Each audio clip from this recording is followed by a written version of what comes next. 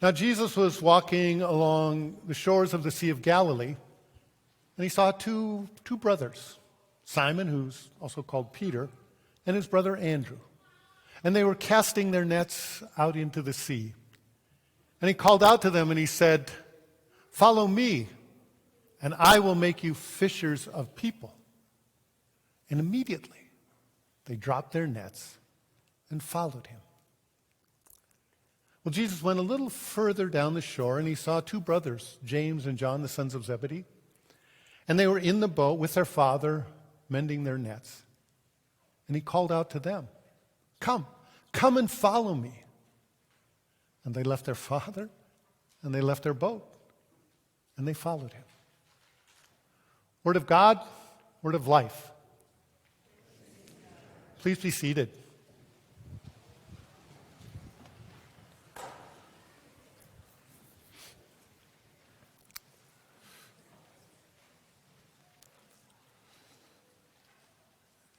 As you read through the Bible, it becomes more and more apparent that God sometimes goes out of God's way to choose the unqualified. Madeleine L'Engle was a Christian writer. She wrote any number of things. One of her books was Walking on Water. And in that book, she wrote this. She said, "In a very real sense, not one of us is qualified, but it seems that God continually chooses the most unqualified to do his work, to bear his glory. If we are qualified, we tend to think that we have done the job ourselves. But if we are forced to accept our evident lack of qualification, then there's no danger that we will confuse God's work with our own, or God's glory with our own." God seems to choose the unqualified. When Abraham and Sarah were in their 90s, God promised a son when Sarah was long past the age that she was able to have children. And yet they did. And God came to Moses at the burning bush and called him to be the one to take Israel out of Egypt, out of slavery. Even though he hadn't been to Egypt for 40 years, he was leading the life of a shepherd, and, oh, by the way, he was wanted for murder back in Egypt. And yet God called Moses. And when no one in Israel's army was willing to face Goliath, it was a teenage boy whom God chose to take on the giant and to save the armies of Israel. And when it came time for God to become a human and to be born of a woman, God didn't choose some rich and famous princess in a palace in a big city. He chose a teenage girl from a poor family living in a backwater town on the edge of the Roman Empire. And when the Lord chose his disciples, he didn't choose the most brilliant scholars, biblical scholars of the day. He chose men and women who were common, ordinary, working class, blue-collar people to be his disciples. It seems sometimes the Lord just goes out of his way to pick the unqualified to do his work. I went to seminary at Concordia Seminary in St. Louis, Missouri. And in my senior year in seminary, I got shipwrecked on the way to ordination, and I wasn't ordained in the church body in which I grew up, and I've told that story before, so I'm not going to repeat it here. What I am going to tell you is what that meant for Cynthia and I was that we had a choice to make. It's like, where do we go next? What do we do next? And so we decided to come up to St. Paul and enroll at Luther Seminary over in St. Paul in St. Anthony Park. And I met with the academic dean at the time, David Teedy, and found out that spring what I'd need to do to get ordained in the new church body I wanted to be ordained in, the Old American Lutheran Church. And what he told me is that what they wanted me to do was to be in a program for a year where 2 days a week, Tuesdays and Thursdays, I was a student chaplain at United Hospital in St. Paul. On Mondays and Fridays, I took classes at the seminary. And then on Wednesdays and Sundays, I was going to serve in a church as kind of a mini internship. Well, that church happened to be Lutheran Church of the Master in Edina at 72nd and France. And that all sounded good, and the church was willing, and I would get a $500 a month stipend for working at the church. Well, that May, when we were still in St. Louis, we weren't going to move until Labor Day weekend. We got a phone call one evening on a Tuesday night from the church council at Church of the Master, and it was the pastor, Griff Williams. And they had a proposal for me. They wanted to know that if I would also work with their junior high and senior high youth, that they would pay me another $250 a month, so I'd get $750 and not $500. And he said, we don't have a lot of kids. We have just a handful of kids in every grade, so it should be pretty doable. Well, when he made that proposal, I was torn. Because on the one hand, we were living below the poverty line. It was Cynthia and I and our two daughters, who were both preschoolers at the time. And $250 would make a huge difference in our budget. It would be a great, great help. But on the other hand, I knew that I was probably the least qualified person in America to lead a youth group.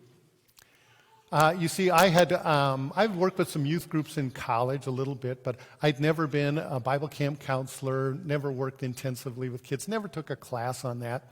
And in fact, my experience working with kids wasn't so great. It was like if you have a youth group that's struggling to survive, I was kind of like Dr. Death. I'd find a way to kill it. And so I decided the best thing I could do for the Lutheran Church was to stay away from kids. Let somebody else do it.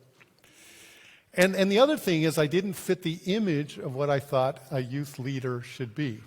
See, I had this image of this youth leader who was really funny, told great stories, great jokes, played the guitar. Kids thought he'd just be so cool. And I was this overly serious, bookish church nerd. Like nothing cool about me at all. So all that's swimming in my head as I try and figure out, do I say yes or no? And finally I said, well, I'll try, but you need to know I'm not very funny and I don't play the guitar. I do sing, but I don't play the guitar. And Griff, the pastor, said, that's all right. Well, we'll make it work. So I came. And that first year, I worked with those kids. And it wasn't disaster, thank God, but it wasn't anything to write home about either. And they called me as associate pastor then that spring, and I stayed another 4 years. And I learned some very important things from those kids at Church of the Master. And what I learned is that they like to laugh, but you don't need to be a comedian. And they like to sing, but you don't need to be a virtuoso on the guitar. What they were really looking for was someone to love them unconditionally through one of the most difficult periods of life. And when I discovered that, it's like, well, I can do that. I can love these kids. I do love these kids. I think I can make this work. And so I was a youth and family pastor for the first 12 years of my ministry, first at Church of the Master and then out at Granite Falls Lutheran in southwest Minnesota. And over time, the Lord equipped me, the Lord shaped me, the Lord made me much, much better at doing youth and family ministry than the day that I started at Church of the Master. And I think by the end, I wasn't too bad as a youth and family pastor. It seems, though, the Lord has this penchant for choosing the unqualified to do his work so that we realize that who's making this happen is not us, but him. That when we're out of ideas and energy, he's just getting started. When we don't know what to do next, he simply tells us to follow him. And so, confirmands, I can tell you this, that in the course of your faith journey, over the course of your lifetime, the Lord will call you to do different jobs, different things.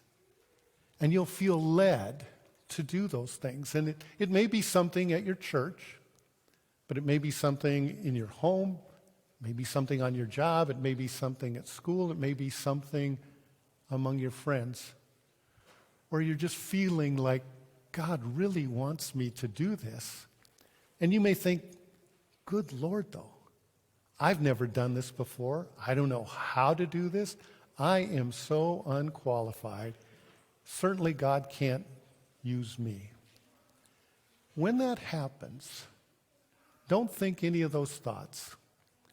I just want you to say one thing. When the Lord calls you to do a job, just say, here I am. Here I am.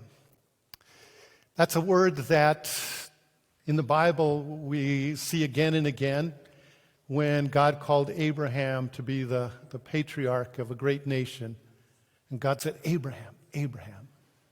And he said, here I am.